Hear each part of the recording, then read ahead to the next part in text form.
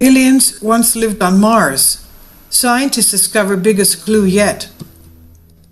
This is on the Express UK. Scientists may have stumbled upon the biggest clue to date that Mars was once hosting life. More evidence suggests that the red planet was once warmer, and that it even had a wet climate that could have allowed the Martian surface to look more like a marshland rather than the dry desert that we know today.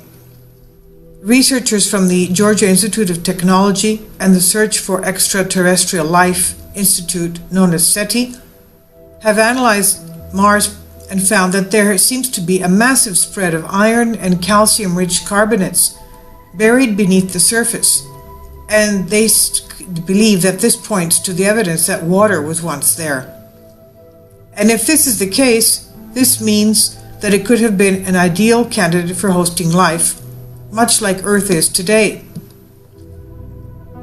SETI's Dr. Janice Bishop says, identification of these ancient carbonates and clays on Mars represents a window into history when the climate on Mars was very different from the cold and dry desert of today.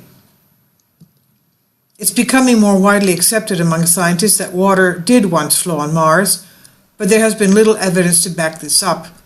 If water was ever once on Mars, then experts state that the underlayer of the soil would be full of such carbonates, which would have been formed when CO2 in the atmosphere would have been trapped by surface waters.